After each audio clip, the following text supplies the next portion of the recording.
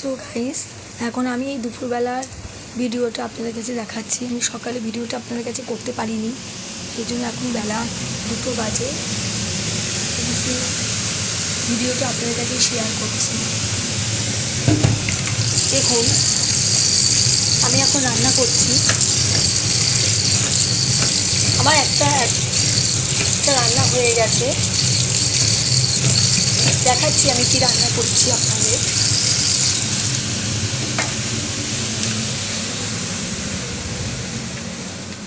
আজকে রান্না করেছি, দেখুন, ট্যাংরা মাছ দিয়ে, আলু দিয়ে, শিম দিয়ে, বেগুন দিয়ে মাছের ঝোল রান্না করেছি। এখন আরও রান্না বাকি আছে। আলু ফুলকপি দিয়ে রসা রান্না করব। দেখুন রান্নাটা, দেখুন।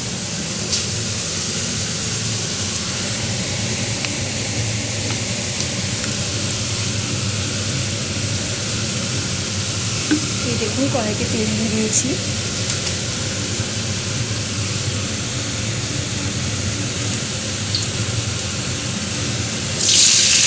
আলু দিয়ে ফুলকপি দিয়ে রসা রান্না করব।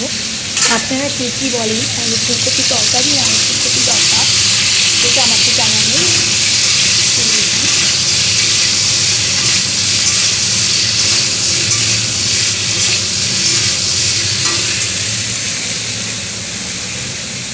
আমাদের কাজের লোকটা কাজ ঘরটা মুছে দিয়ে গেছে, কাজ করে দিয়ে গেছে। দেখুন, আমার সব বিস্তার সব গোছা হয়ে গেছে। আমি এখানে তরকারি কাছে, আসলে নিচে একটু সমস্যা হয় দেখে ওপরে বসে রান্না তরকারি কাটছি। এই দেখুন, বিস্তার সব তোলা হয়ে গেছে। আমি এখন একটু টিভি দেখছি আর কি। আমার মেয়ে স্কুলে চলে গেছে, ও 10টা থেকে 11 থেকে স্কুল, ওই স্কুলে বেরিয়ে গেছে। তো যার 4:30টার সময় ছুটি, আমি এইসব করে গিয়ে ওকে আবার নিয়ে আসতে হবে স্কুল থেকে গিয়ে আমার।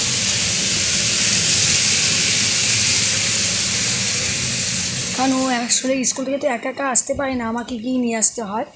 এই জন্য আমাকে তাড়াতাড়ি করে এখানে রান্নাবান্না সব সেরে তারপরে ওকে গিয়ে আমার স্কুল থেকে গিয়ে আনতে হবে।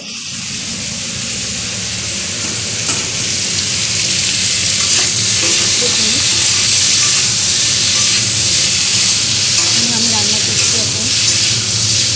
আসলে আমার কড়াইটা এরকম খালি পড়ে গেছে কেন, আমার গ্যাসটা দিয়ে খুব তাপ ওঠে, সেই কারণে আমার এই কড়াইটা কালি হয়ে গেছে। আপনারা মনে করছেন যে আমার কড়াইটা একটু কালো কেন, কিন্তু আমার যেহেতু গ্যাসের তাপটা বেশি, তার জন্য কড়াইটা এরকম হয়ে গেছে।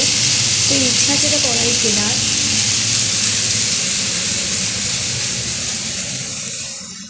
আসলে এই ছোট্ট ঘরে, মানে এই ঘরটায় আর কি মানে নতুন তৈরি করা হয়েছিল, তো এখনও সেরকম পর্যন্ত কিছু করা হয়েছিল।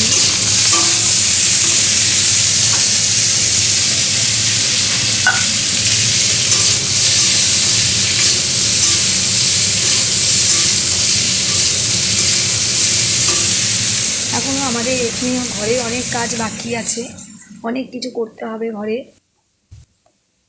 দেখুন, আমাদের সিলিং লাগিয়েছে, উপরে দেখুন সিলিং আছে।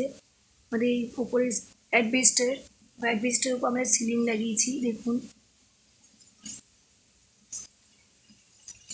কারণ গরমের দিনে খুব কষ্ট হয়, গরমের দিনে এত রোদের তাপ করে যে আমরা ঘরে থাকতে পারি না, আমাদের খুব প্রবলেম হয়, খুব কষ্ট হয়। আর বিশেষ করে আমার মেয়ে, ও তো এখন গরম সহ্যই করতে পারে না, আমিও পারি না। তো আমাদের একটা এসি আনার কথা আছে, যেহেতু আমাদের মিটারটা এখন ঘরে আসতে পারছে না, এই কারণে আমরা এসিটাও আনতে পারছি না। খুব প্রবলেম হয়ে গেছে আমাদের। তো চেষ্টা চলছে আমাদের ঘরে মিটারটা আনার জন্য। যদি মিটারটা চলে আসে তো আশা করি আমরা এসিটাও নিয়ে আসতে পারবো, তখন হয়তো আর কোনো সমস্যা আমাদের হবে না। কিন্তু এখন আমাদের খুব প্রবলেম হচ্ছে, যেহেতু আমাদের এসিটা ঘরে নেই। দেখুন এইসবের কী অবস্থা হয়েছে, কারণ এগুলো এখন সময় পাইনি গুছিয়ে রাখার। রান্না বান্না সেরে ওদিকে তারপরে আস্তে আস্তে সব ঘরটাকে ঠিকঠাক করব। তারপরে আমি রান্না করে গ্যাসটা মুছে স্নান করে ঠাকুর দেবো, দিয়ে খাওয়া দাওয়া করে নিচে আসতে হবে।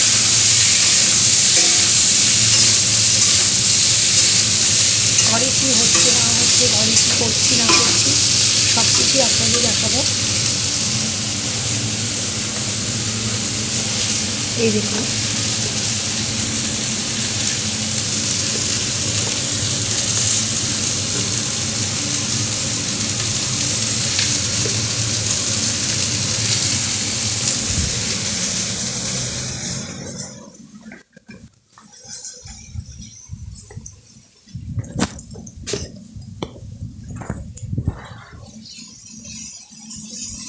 চলুন দেখাচ্ছি।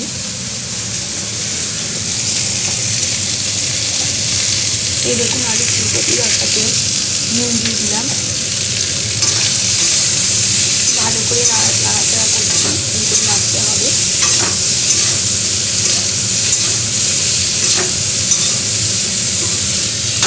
আমাদের ফ্রিজে না এক সপ্তাহ মাছ এনে রেখে দেয়, তো আমাদের এর জন্য কোনো সমস্যা বা কোনো প্রবলেম হয় না।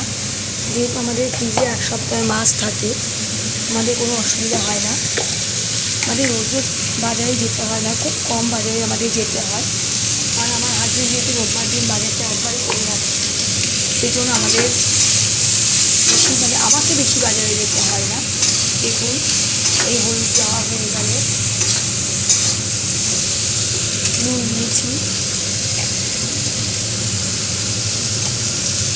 হলুদ দেওয়া হয়ে গেল,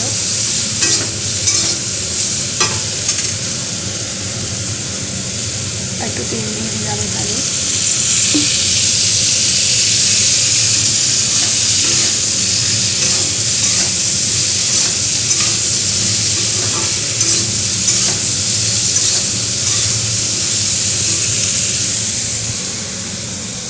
আপনারা কে কে শুকনো লঙ্কা খান সেটা আমাকে কমেন্টস করে জানাবেন। আমরা তো সব কাঁচা লঙ্কায় রান্না করি। এই দেখুন, যে রান্নাটা করেছি এটা সম্পূর্ণ কাঁচা লঙ্কা দিয়েই করেছি। সামান্য একটু একটু হয়তো কাশ্মীরি লঙ্কার গুঁড়ো দেওয়া হয়েছে, বেশি দেওয়া হয়নি, কারণ আমার মেয়েও ঝাল খেতে পারে না, আমিও পাই না, আমাদের প্রবলেম হয় ঝাল খেতে। সেই কারণে আমরা অল্প করে সামান্য কাশ্মীরি লঙ্কার গুঁড়ো দিয়ে রান্না করেছি।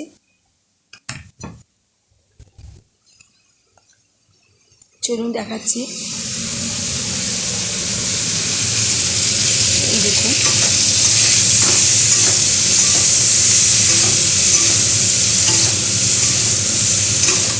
আলু ফুলকপির রসা রান্না করছি।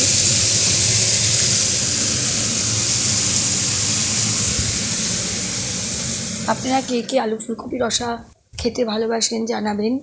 আমার তো খুব ভালো লাগে আলু ফুলকপি রসা দিয়ে মানে রান্না খেতে খুব ভালো লাগে।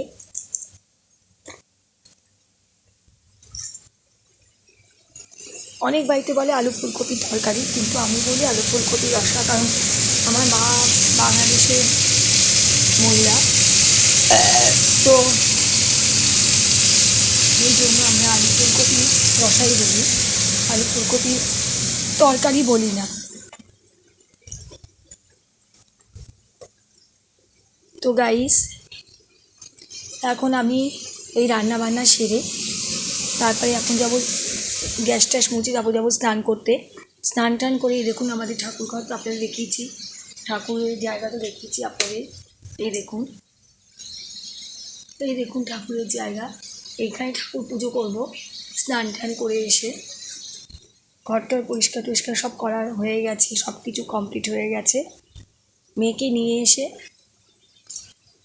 তারপর দুপুরবেলা তারপর মেয়েকে নিয়ে এসে মেয়েকে খেতে দিতে দিয়ে আমি একটু বিশ্রাম নেব। আবার রাত্রিবেলা যে ব্লগটা করব সেটা আপনাদের দেখাবো।